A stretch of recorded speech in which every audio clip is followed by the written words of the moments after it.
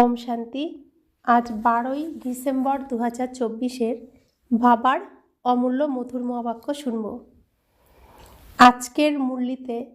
আজকের মধুর মহাবাক্যে বাবা বলেন, মিঠে মিঠে বাচ্চে। এই পড়াশোনা যা বাবা পড়াচ্ছেন এতে অগাধ উপার্জন রয়েছে, সেই জন্য ভালোভাবে পড়াশোনা করো। পড়াশোনার সাথে কখনো যেন লিঙ্ক ছিন্ন না হয়। আজকের মুরলির প্রশ্ন, বিনাশকালে বিপরীত বুদ্ধি যাদের, তোমাদের কোন কথা তাদের কাছে হাস্যকর বলে মনে হয়? উত্তর, তোমরা যখন বলো বিনাশ সামনেই, তখন তারা তোমাদের কথা শুনে হাসে। তোমরা জানো বাবা এখানে বসে থাকবেন না। বাবার ডিউটি হলো তোমাদের পবিত্র করে তোলা। যখন পবিত্র হয়ে যাবে, এই পুরানো দুনিয়া বিনাশ হবে, নতুন দুনিয়া আসবে। এই লড়াই হলো বিনাশের জন্য। তোমরা দেবতা হতে যাচ্ছ, সুতরাং তখন এই কলিযুগের ছি দুনিয়াতে আসতে পারো না। তো যখন আমরা সবাইকে বলি যে বিনাশ সামনেই, সময় আর নেই, তোমরা তাড়াতাড়ি তৈরি হও, তখন সবাই হাসে। তো বাবা কি ইশারা দিচ্ছেন? আমরা রেডি হচ্ছি না, আমরা পবিত্র হচ্ছি না, তাই বিনাশ হচ্ছে না। তো আমাদের মধ্যে জেদ আসা উচিত যে আমরা পবিত্র হয়ে এই ছি নোংরা দুনিয়াকে বিনাশ করেই ছাড়ব, দেখিয়ে দেব। সত্যযুগ আমরা এখানে নিয়ে আসব, বৈকুণ্ঠ আমরাই আনব। তো যত তাড়াতাড়ি সম্ভব প্রত্যেকে পবিত্র হয়ে উঠব। আমাদের পবিত্রতা শক্তির দ্বারাই এই পৃথিবীতে সত্যযুগ আসবে।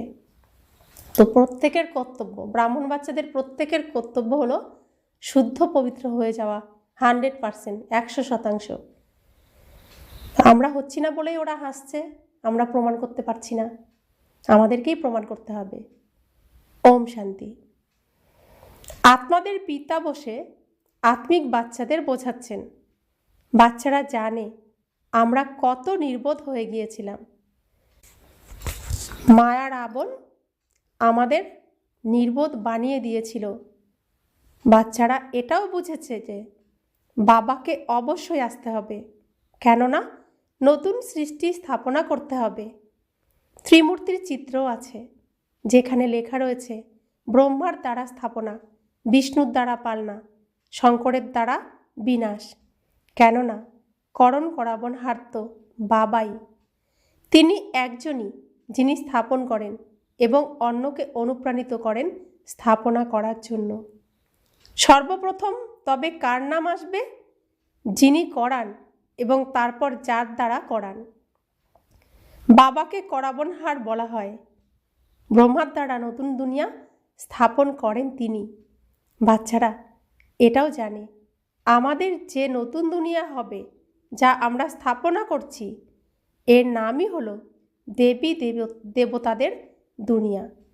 সত্যযুগেই দেবী দেবতা হয়, আর কাউকে দেবী দেবতা বলা যায় না। ওখানে কোনো সাধারণ মানুষের অস্তিত্ব নেই। একটাই দেবী দেবতা ধর্ম, অন্য কোনো ধর্ম থাকে না। সেখানে সাধারণদের প্রবেশ করার অধিকার নেই। যে সেখানে যাবে তাকে 16 কলা সম্পূর্ণ, সর্বগুণ সম্পন্ন, সম্পূর্ণ নির্বিকারী, মর্যাদা পুরুষোত্তম আর অহিংসক হতে হবে। তবেই তারা অধিকার পাবে সেই দুনিয়ায় প্রবেশ করার। অর্থাৎ সত্য যুগে যারা প্রকৃত সত্য, 100% সত্য, তারাই প্রবেশ করতে পারবে। তো বাবা বলছেন, এখন বাচ্চাদের স্মৃতিতে এসেছে প্রকৃতপক্ষে আমরাই দেবী দেবতা ছিলাম। তার চিহ্নও আছে। ইসলাম, বৌদ্ধ, খ্রিস্টান ইত্যাদি প্রত্যেক ধর্মের নিজ নিজ নিদর্শন আছে। যখন আমাদের রাজ্য ছিল, তখন অন্য কোনো রাজ্য ছিল না। এখন অন্যান্য অনেক ধর্ম আছে, কিন্তু আমাদের দেবতা ধর্মই নেই। গীতাতেও বড় বড় শব্দে লেখা আছে, কিন্তু কেউই বুঝতে পারে না। বাবা বলেন, বিনাশকালে কারো বিপরীত বুদ্ধি হয়, কারো বা প্রীত বুদ্ধি থাকে। বিনাশ তো এখনই হবে। বাবা আসেনি সঙ্গম যুগে, যখন পরিবর্তনের সময়। বাবা বলেন, বাচ্চারা, তোমাদের পুরানো সব কিছুর বদলে নতুন জিনিস প্রদান করেন। আমরা বাবাকে চিনেছি, ব্রহ্মাপুরীতে এসেছি, আমাদের নতুন জন্ম হয়েছে, শুদ্ধ পবিত্র জন্ম, আমরা ব্রাহ্মণ হয়েছি। তো আমরা তন মন ধন সম্বন্ধ সম্পর্ক যা কিছু আমার এখানে ছিল সব কিছু বাবার কাছে সমর্পণ করেছি। বাবা তিনি ব্যবসাদার, তিনি ব্যবসা করে আমাকে অনেক বেশি রিটার্ন দেবেন যা আমি জমা দিয়েছি। তো বাবা বলছেন, তিনি একাধারে স্বর্ণকার, ধোপা এবং বড় ব্যাপারীও। অত্যন্ত বিরলই কেউ কেউ বাবার সাথে এই ব্যাপার করবে। এই ব্যাপারে অগাধ লাভ। তো এই কোটি কোটি আত্মার মধ্যে থেকে কেউ কেউ বাবার সাথে এই ব্যবসা করবে, আর এই ব্যবসায় অগাধ লাভ। পড়াশোনাতেও অনেক লাভ হয়ে থাকে। মহিমাও আছে যে পড়াশোনাতেই উপার্জন হয়, সেও জন্ম জন্মান্তরের জন্য উপার্জন। সুতরাং খুব ভালোভাবে পড়াশোনা করা উচিত, আর পড়ানো অতি সহজ। শুধু 1 সপ্তাহ ভালোভাবে বুঝে নিতে হবে, তারপর যেখানেই চলে যাও না কেন তোমাদের কাছে মুরলি পৌঁছে যাবে। তাতে কখনো লিঙ্ক ছিন্ন হবে না, অর্থাৎ মুরলি কখনো মিস করবে না। এ হলো আত্মার সাথে পরমাত্মার লিঙ্ক। গীতাতেও এই শব্দ রয়েছে, বিনাশকালে বিপরীত বুদ্ধি বিনশন্তি, প্রীত বুদ্ধি বিজয়ন্তী। তোমরা জানো এই সময় মানুষ একে অপরকে মারতে কাটতে থাকে। এই রকম ক্রোধ বা বিকার আর কোথাও হয় না। এও বলা হয় যে দ্রৌপদী আহ্বান করেছিল, বাবা বুঝিয়েছেন এই সময় তোমরা সবাই হলে দ্রৌপদী। ভগবানুবাচ, বাবা বলেন, বাচ্চারা, এখন আর বিকারগ্রস্ত হয়েও না। আমি তোমাদের স্বর্গে নিয়ে যাব। তোমরা শুধু তোমাদের বাবাকে স্মরণ করো। এখন বিনাশের সময়। কেউ কারো কথা শোনে না, লড়াই করতেই থাকে। ওদের কত বলা হয় শান্ত থাকার জন্য, কিন্তু শান্ত থাকে না। সন্তানদের ফেলে রেখে লড়াইয়ের ময়দানে চলে যায়। কত মানুষের মৃত্যু হয়েই চলেছে। কোনো মূল্য নেই মানুষের। যদি কোনো মূল্য থেকে থাকে, মহিমা করা হয় সে শুধুমাত্র দেবী দেবতাদের। তো এত কোটি কোটি আত্মার মধ্যে থেকে যারা দেবী দেবতা হওয়ার এই মার্গ বেছে নিয়েছে, এই রাস্তা বেছে নিয়েছে, এই পথ বেছে নিয়েছে, শুধুমাত্র তারাই সম্মানের জায়গায় মহান আত্মারূপে থাকবে। আর বাকি সবাই অসুরের দুনিয়ায় আসরিক আচরণ করে শেষ হয়ে যাবে। তো বাবা বলছেন, একমাত্র দেবী দেবতাদেরই মহিমা হয়ে থাকে। এখন তোমরা দেবী দেবতা হওয়ার জন্য পুরুষার্থ করছো। বাস্তবে তোমাদের মহিমা এই দেবতাদের থেকেও বেশি। বাবা এসে তোমাদের পড়াচ্ছেন। কত উচ্চ এই পড়াশোনা! যারা এই পাঠ পড়ে অনেক জন্মের শেষে এসে তারা সম্পূর্ণ তমপ্রধান হয়ে গেছে। আমি তো সব সময়ই শতপ্রধান। বাবা যিনি গর্ভে প্রবেশ করেন না, যিনি জন্ম মৃত্যু রহিত, তিনি সদাই পবিত্র থাকেন, শতপ্রধান থাকেন। আজকে আমরা শতপ্রধান হয়ে উঠছি, বাবা আমাদেরকে বানাচ্ছেন। আমরাই আবার দ্বাপর যুগ থেকে এই কলিযুগ পর্যন্ত তমপ্রধান হয়ে যায়। তো বাবা বলছেন, বাচ্চারা, আমি তোমাদের অবিডিয়েন্ট সার্ভেন্ট হয়ে এসেছি। আমি তোমাদের নিঃস্বার্থ সেবক, কোনো কিছুর বিনিময় চাই না, তোমাদের সেবা করতে এসেছি। ভেবে দেখো তোমরা কত ছিছি হয়ে গেছো। তো ভগবান বলছেন, আমি তোমাদের সেবা করতে এসেছি। কোনো গুরু বলবে, কোনো বিশিষ্ট ব্যক্তি বলবে, প্রত্যেকেই অহংকার দেখাবে পোস্ট পজিশনের। একমাত্র আমার বাবা স্বয়ং ভগবান, স্বয়ং ঈশ্বর, যিনি নিরহংকারী, তিনিই এ কথা বলতে পারেন, আর কেউ এ কথা বলতে পারেন না। তো তিনি বলছেন, তোমরা কত ছিছি হয়ে গেছো, বাবা এসেই তোমাদের সুন্দর করে তোলেন। ভগবান বসে মানবকে শিক্ষা প্রদান করে কত শ্রেষ্ঠ করে তোলেন। বাবা স্বয়ং বলেন, আমি তোমাদের অনেক জন্মের শেষে সবাইকে শতপ্রধান করে তুলতে এসেছি। এখন তোমাদের শিক্ষা প্রদান করছি। বাবা বলেন, আমি তোমাদের স্বর্গবাসী বানিয়েছিলাম, তারপরও তোমরা নরকবাসী কিভাবে হয়েছ? কে বানিয়েছে? তো ভাবুন, ভগবান আমাদের এই নোংরা অবস্থা দেখে ছুটে ছুটে এসেছেন এই নোংরায়। যিনি সদা পবিত্র, তিনি নোংরাতে এসেছেন আমাকে উদ্ধার করতে, আমাকে পরিষ্কার পরিচ্ছন্ন বানাতে। আমার কি কর্তব্য? আমার কি করা উচিত?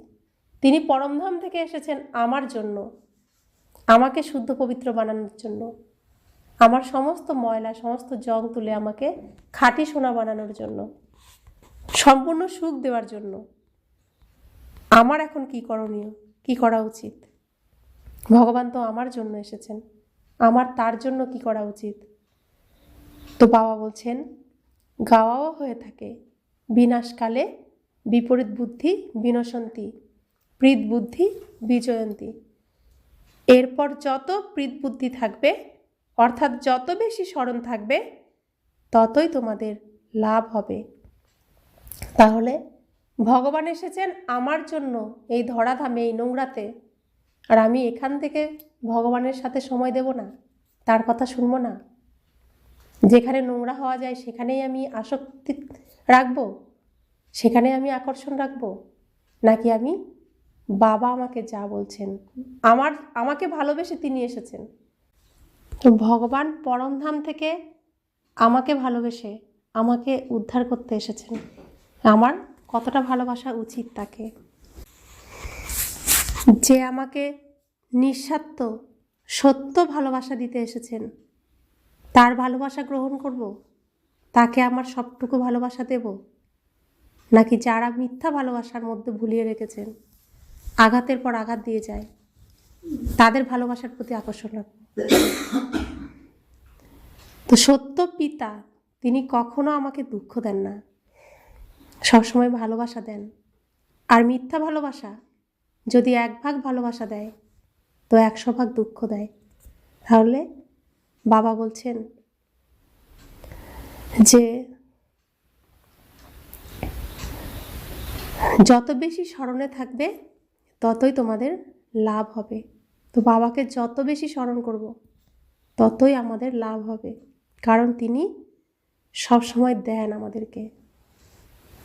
বাবা বলছেন, এ হলো লড়াইয়ের ময়দান। কেউই জানে না যে গীতায় কোন যুদ্ধের কথা বলা হয়েছে। ওরা তো কৌরব আর পাণ্ডবদের যুদ্ধ দেখিয়েছে। কৌরব সম্প্রদায়, পাণ্ডব সম্প্রদায় দুই আছে, কিন্তু তাদের মধ্যে কোনো যুদ্ধ হয়নি। পাণ্ডব তাদেরই বলা হয় যারা বাবাকে জানে, বাবার প্রতি যাদের প্রীত বুদ্ধি ভালোবাসা রয়েছে।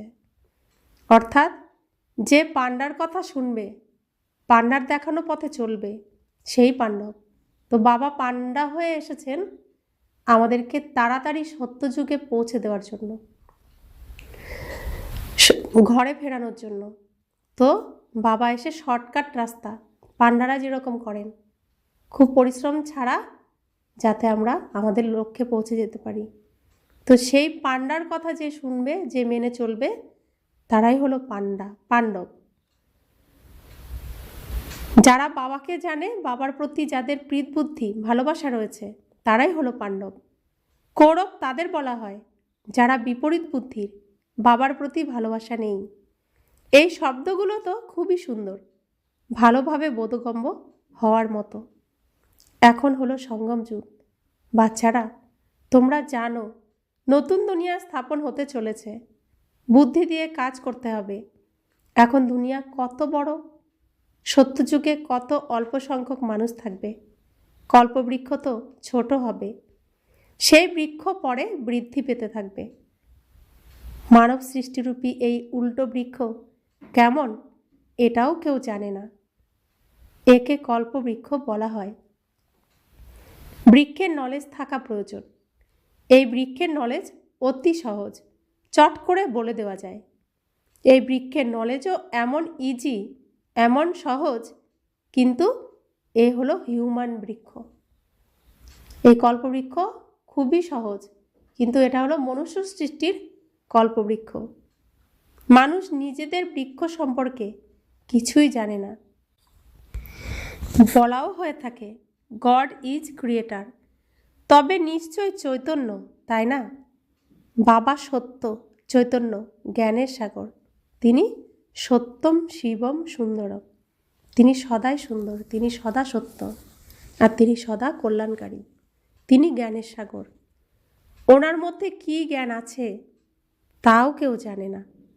বাবা হলেন বীজরূপ চৈতন্য। ওনার দ্বারাই সম্পূর্ণ সৃষ্টি রচনা হয়। সুতরাং বাবা বসে বোঝান মানুষের নিজেদের সৃষ্টিরূপী বৃক্ষ সম্পর্কে সব কিছুই অজানা। অন্যান্য বৃক্ষকে ভালোভাবে জানে। বৃক্ষের বীজ যদি চৈতন্য হতো তবে তো কথা বলতো, তাই না? কিন্তু ওই বৃক্ষ হলো জড়। এখন তোমরা বাচ্চারা রচনা আর রচয়িতার রহস্যকে জেনেছ। ইনি সত্য, চৈতন্য এবং জ্ঞানের সাগর। চৈতন্য থাকলেই তো বাক্যালাপ করা যায়। মানব শরীর সবচেয়ে অমূল্য বলা হয়, কিন্তু ওনার মূল্য বর্ণনা করা সম্ভব নয়। বাবা এসে আত্মাদের বোঝাচ্ছেন।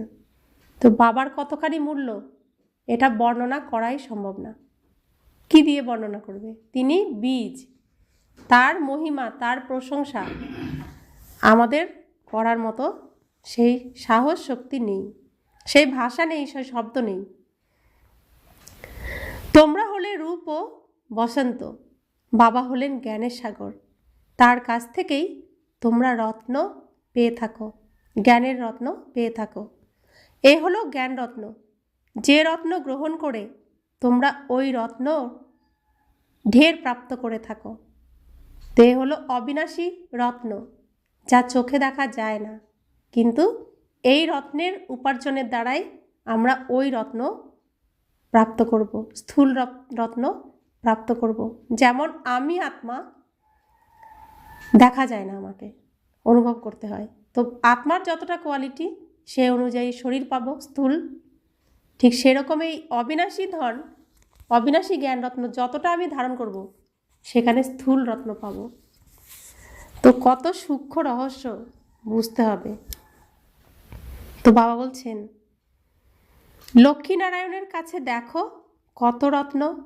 ওরা হীরে জহরত খচিত প্রাসাদে বাস করে। তারা এত রত্ন ভাণ্ডার তাদের কাছে রয়েছে যে আমরা চাই লক্ষ্মীর কাছে তার ভাণ্ডার থেকে কিছু যাতে আমাকে দেয়। তার অফুরন্ত ভাণ্ডার তিনি এত জমিয়েছেন, সেজন্য আমরা তাকে ঘরে রাখি ধন প্রাপ্ত করার জন্য। তিনি তার ভাণ্ডার থেকে যাতে আমাদের দেন। তো বাবা বলছেন নামই হলো স্বর্গ, আর সেখানে লক্ষ্মীনারায়ণের কাছে কত রত্ন। ওরা হীরে জহরত খচিত প্রাসাদে বাস করে। তোমরা যার মালিক হতে চলেছ। কোনো গরিব ব্যক্তি আচমকা লটারি পেলে খুশিতে মাতোয়ারা হয়ে যায়। বাবা বলেন তোমরা বিশ্বের বাদশাহী পেতে চলেছ। সুতরাং মায়া কত রকমভাবে বিঘ্ন সৃষ্টি করবে। তো তোমরাও লটারি পেয়ে গেছো, যে লটারির দ্বারা কী হবে? লটারি অল্প পয়সা দিয়ে কাটে, তো কোটি টাকা পেয়ে যায়, লক্ষ লক্ষ টাকা পেয়ে যায়। তো আমরা অল্প জমা রাখছি বাবার ঘরে, আমরা কত পদ্মগুণ বেশি পাবো। তো বাবা বলছেন তোমরা তো বিশ্বের বাদশাহী পেতে চলেছ, আর ওরা লটারিতে কত টাকা পায়, আর তোমরা কি পেতে চলেছ। তো সেই জন্য মায়া বিঘ্ন সৃষ্টি করবে। মায়া যেহেতু স্বর্গে প্রবেশ করতে পারবে না, তাই আমাদের ধন সম্পত্তি চুরি করার জন্য, নিজের ধন সম্পদ বাড়ানোর জন্য সবসময় চেষ্টা করে যাবে। আরও এগিয়ে গিয়ে তোমরা জানতে পারবে কত ভালো ভালো বাচ্চাদের জ্ঞানে চলা মায়া কিভাবে গ্রাস করেছে। তো কত কত সামনের থেকেই পড়ে যাবে, স্লিপ কেটে এই রাস্তার থেকে আমাদেরই সামনে। তো কতজন পড়ে গেছে আমরা দেখেছি, মায়া তুলে নিয়ে চলে গেছে। তো বাবা বলছেন সম্পূর্ণ রূপে গ্রাস করে ফেলে যারা আর কখনো ফিরেই আসেনি বাবার ঘরে। তোমরা সাপ তো দেখেছ কিভাবে ব্যাংকে ধরে, যেমন হাতিকে বড় কুমির গ্রাস করেছিল, তো গ্রহ গ্রাস করেছিল, সাপ ব্যাংকে সম্পূর্ণ খেয়ে ফেলে। মায়াও ঠিক তেমনই বাচ্চাদের গ্রাস করে, শেষ করে দেয়। তারা আর কখনো বাবাকে স্মরণ করে না।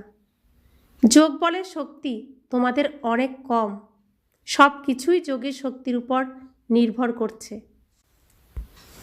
যেমন সাপ ব্যাংকে গ্রাস করে, তোমরা বাচ্চারাও সম্পূর্ণ বাদশাহীকে গ্রাস করে নাও, প্রাপ্ত করে নাও।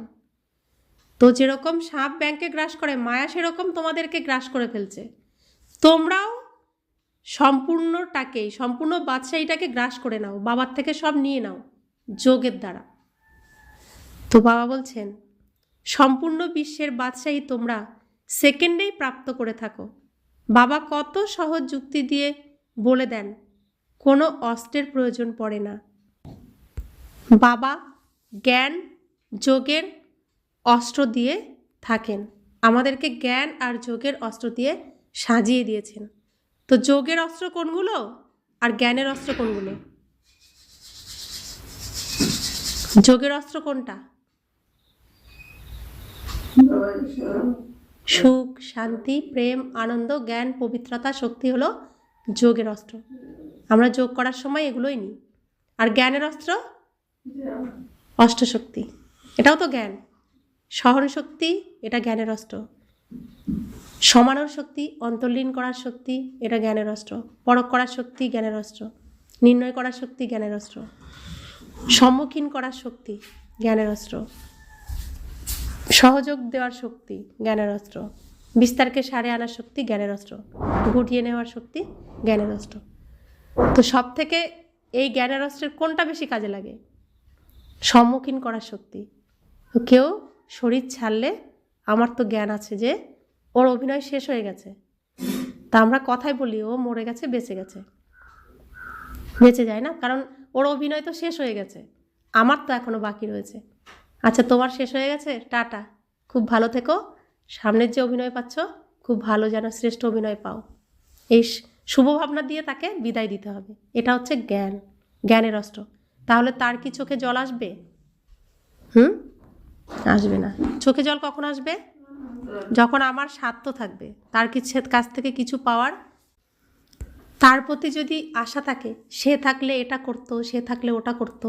আমার যখন আশা থাকবে আর আমি খালি হয়ে গেলাম, আমি আর তার কাছ থেকে পাবো না, তখনই আমার দুঃখ আসে, কান্না আসে। তাহলে আমার স্বার্থের জন্য কান্না আসছে। আমাকে তো খুব হাসি মুখে নিজের স্বার্থের কথা না ভেবে তাকে বিদায় দিতে হবে।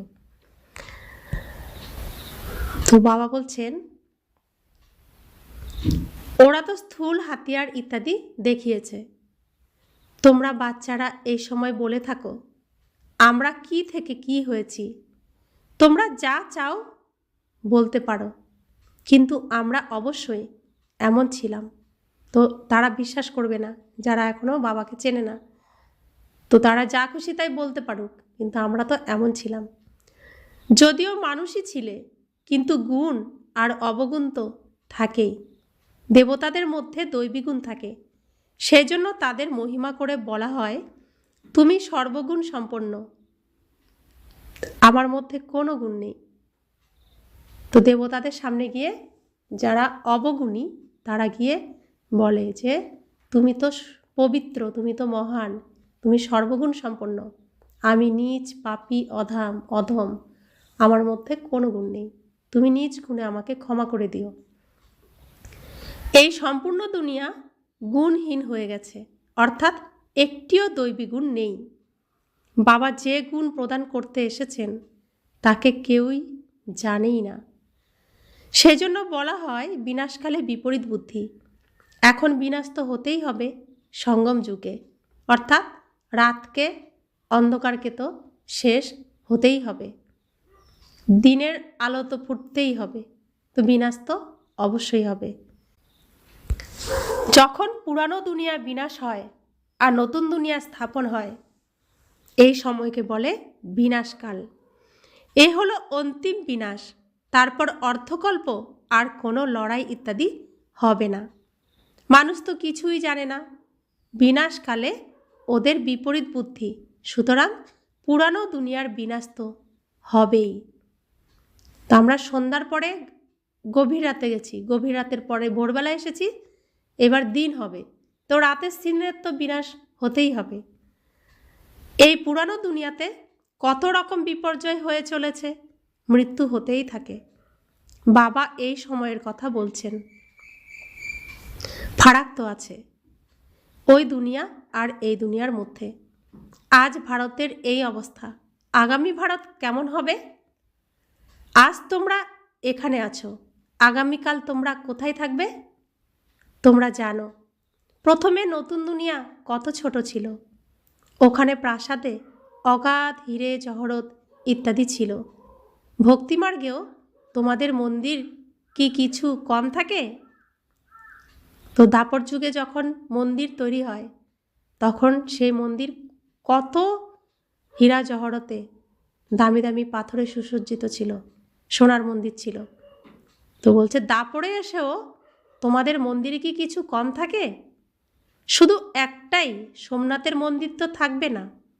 তো সোমনাথের মন্দির প্রথম স্থাপিত হয় আর সেটাকে উদাহরণ দেওয়া হয়। মন্দির তো কত স্থাপন হয়েছে, কত কারুকার্য করা হয়েছে, কত রত্ন, কত ডিজাইন, কত অলংকার দেওয়া হয়েছে। একজন মন্দির নির্মাণ করবে, তাকে দেখে অন্যরাও নির্মাণ করবে। এক সোমনাথ মন্দির থেকে কত লুট হয়েছে। তো সোমনাথ মন্দিরকে মোহাম্মদ গজনবী তো কতবার লুট করেছে, তাও অন্যান্যরাও লুট করেছে। তারপর বসে নিজেদের স্মৃতিচিহ্ন তৈরি করেছে, দেওয়ালের গায়ে নানা রকম পাথর লাগিয়েছে। এইসব পাথরের কতটুকু মূল্য হবে? এক টুকরো হিরে তারও কত দাম। তো ভাবো, এক টুকরো হীরের এটুকু দাম, তো তখন সেই যে ডিজাইন করা হয়েছে, কারুকার্য করা হয়েছে, কত হীরে সেখানে ব্যবহার করা হয়েছে, তো তার কত দাম হবে? তাহলে কত ধনী ছিলে তোমরা। ব্রহ্মা বাবা তো জহুরি ছিলেন। একরতি হীরে 90 টাকা ছিল, এখন তো তার মূল্য হাজার হাজার হয়ে গেছে, পাওয়াও যায় না। কত মূল্য বৃদ্ধি পেয়েছে। এই সময় বিদেশেও অগাধ ধন ঐশ্বর্য রয়েছে, কিন্তু সত্যযুগের কাছে কিছুই নয়। এখন বাবা বলেন বিনাশকালে বিপরীত বুদ্ধি। তোমরা যখন বলো বিনাশ সামনেই, মানুষ শুনে হাসাহাসি করে। বাবা বলেন আমি কতদিন এখানে বসে থাকব?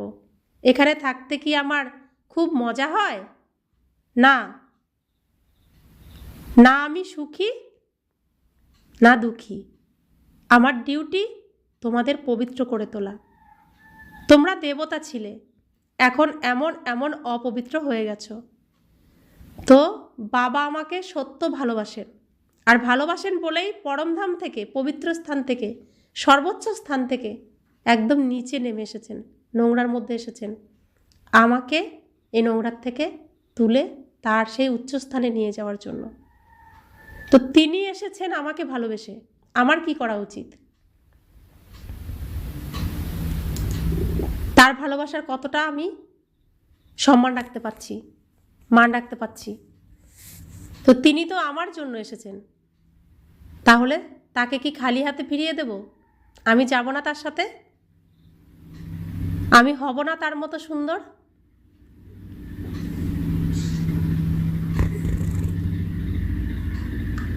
তো বাবাকে যে আমি এখানে ধরে রেখেছি, নিজে পবিত্র হচ্ছি না, পরিষ্কার হচ্ছি না, এতে আমার কি হচ্ছে? পুণ্য হচ্ছে? অপরাধ হচ্ছে না? আমরা যখন অবুঝ আত্মাদের কাছে বিনাশের কথা বলি তারা হাসে। তো হাসির কারণ কারা? আমরা পবিত্র হচ্ছি না, আমরা তৈরি হচ্ছি না, তাই তো বিনাশ হচ্ছে না। তাহলে আমাদের কি জেদ আসা উচিত নয় যে আমরা হয়ে দেখিয়ে দেব, এই অন্ধকারকে দূর করে দেখিয়ে দেব, আলো আমরা নিয়ে আসব? আমরা এখনও খেলা করতে পছন্দ করছি নোংরার মধ্যে। তো বাবাকে আটকে রাখা আমাদের তো উচিত নয়। তো বাবা বলছেন, তোমরা দেবতা ছিলে, এখন এমন অপবিত্র হয়ে গেছো, তোমাদের আবার আমি উচ্চ শ্রেষ্ঠ বানাই। তোমরা জানো আমরা আবার তমপ্রধান হয়ে যাব। এখন তোমরা বুঝেছ যে আমরা দৈবিক ঘরানার ছিলাম, আমাদের রাজত্ব ছিল, হারিয়ে ফেলেছি। এরপর অন্যান্য ধর্মাবলম্বীরা আসতে থাকে। এখন এই চক্র সম্পূর্ণ হতে চলেছে। এখন তোমরা বুঝেছ লক্ষ বছরের কোনো প্রশ্নই নেই। এ লড়াই হলো বিনাশের। লৌকিক জীবনে যদি আমরা একটা দিনকেও লক্ষ্য করি, তো ভোরবেলা কতজন ওঠে, সকালে কতজন রাস্তায় বেরোয়, আর বিকালে কতজন রাস্তায় বেরোয়, আর সন্ধ্যা রাতে কতজন রাস্তায় বেরোয়? তো ভোরবেলা খুব কম সংখ্যক ওঠে। তো সত্যযুগেও তাই খুব কম সংখ্যক উঠবে। দিনের বেলা সকালবেলা কতজন বেরোয়? যাদের প্রয়োজন শুধু তারাই বেরোয়। তো ত্রেতা যুগে কতজন আত্মা বেরোবে? আর বিকালে লোকে লোকারণ্য রাস্তায়, অর্থাৎ সবাই ঘর থেকে বেরিয়ে আসে ঘুরে ফিরে। তো পরমধাম থেকেও সবাই বিকেলে অর্থাৎ দাপর যুগে সবাই আসতে থাকবে। আর সন্ধ্যা রাতের দিকে সব আত্মা ঘুরবে ফিরবে। একটা দিনের মধ্যেও তো তাই, তখন সবাই জেগে থাকে, কেউ ঘুমায় না। তো এই সৃষ্টিতেও তাই, সত্য যুগে কম সংখ্যক, ত্রেতা যুগে যাদের প্রয়োজন তারা চলে আসে, দাপর যুগে সবাই ঘুরতে বেরোয়, সবাই পরমধাম থেকে চলে আসে। আর তারপরে যখন একটু রাত গভীর হয়, অল্প রাত হয়, তখন সবাই জেগে থাকে, কেউ ঘুমায় না। অর্থাৎ কলিযুগে সমস্ত আত্মারা পরমধাম থেকে এই পৃথিবীতে চলে আসে।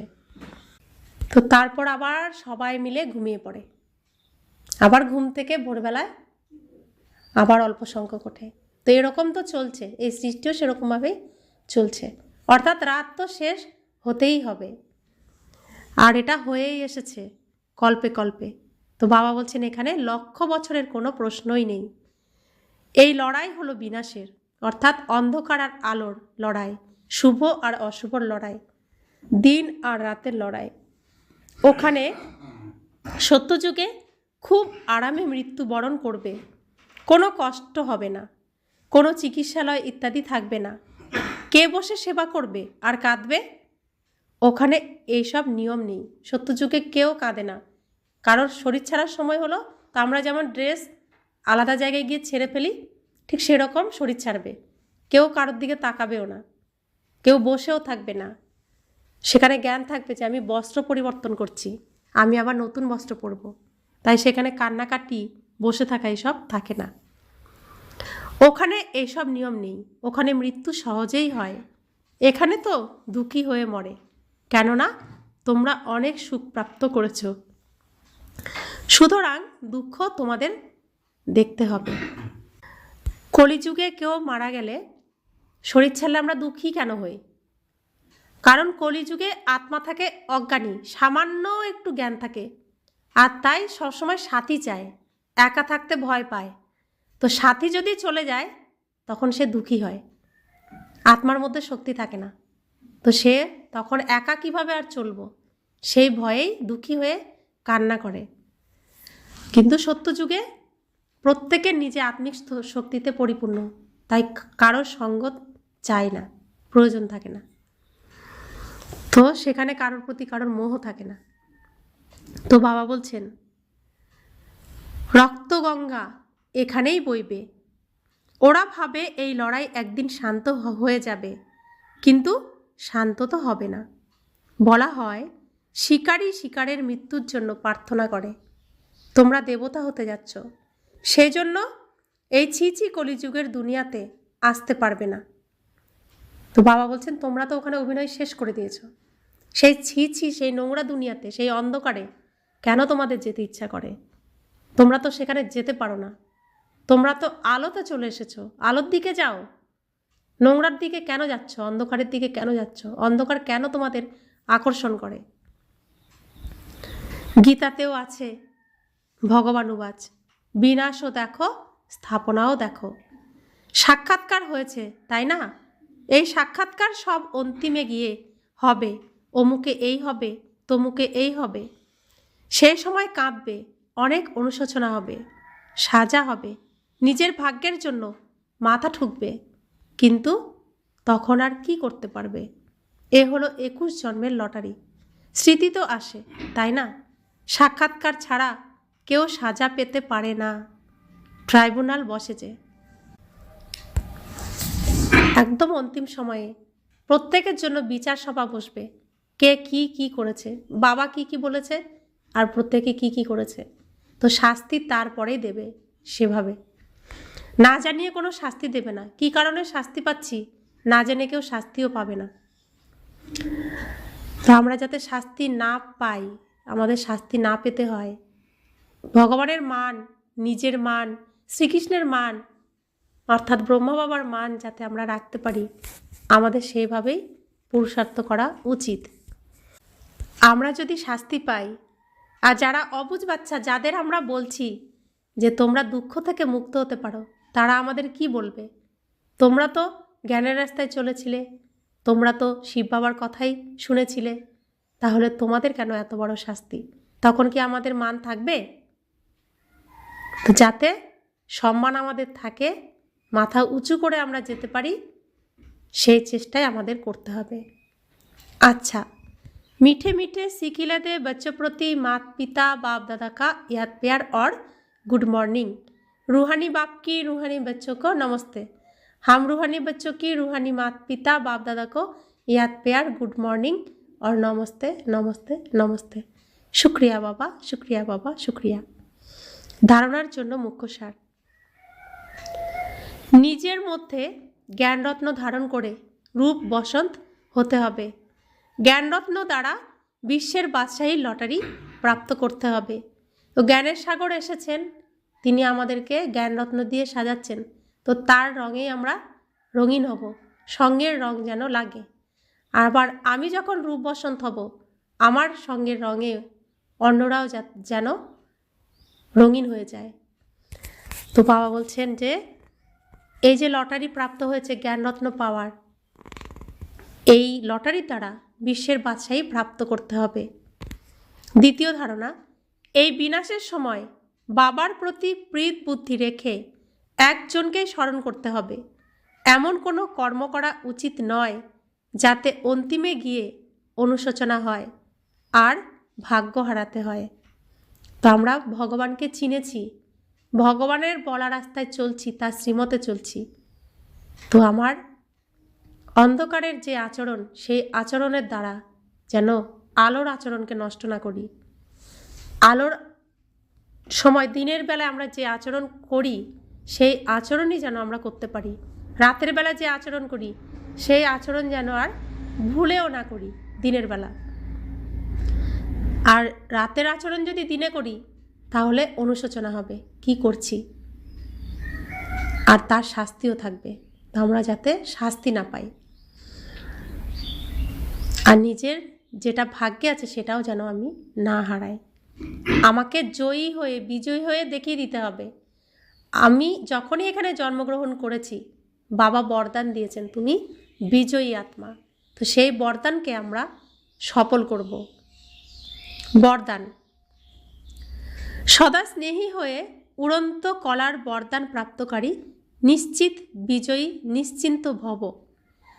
স্নেহী বাচ্চারা বাপদাদার থেকে উড়ন্ত কলার বরদান প্রাপ্ত করে। উড়ন্ত কলার দ্বারা সেকেন্ডে বাপদাদার কাছে পৌঁছে যাও, তাহলে মায়া যে স্বরূপ ধরেই আসুক তোমাদেরকে ছুঁতেও পারবে না। পরমাত্ম ছত্রছায়ার মধ্যে মায়ার ছায়াও আসতে পারবে না। স্নেহ পরিশ্রমকে মনোরঞ্জনে পরিবর্তন করে দেয়। স্নেহ প্রত্যেক কর্মে নিশ্চিত বিজয়ী স্থিতির অনুভব করায়। স্নেহী বাচ্চারা সব সময় নিশ্চিন্ত থাকে।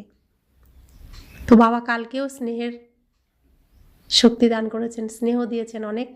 বাবা আজকেও বলছেন সব কিছু তুমি আমাকে সমর্পণ করে দাও, তো মায়া যে পরিস্থিতি আনুক না কেন কিছু করতে পারবে না, তা তো তোমার কাছে কিছুই না।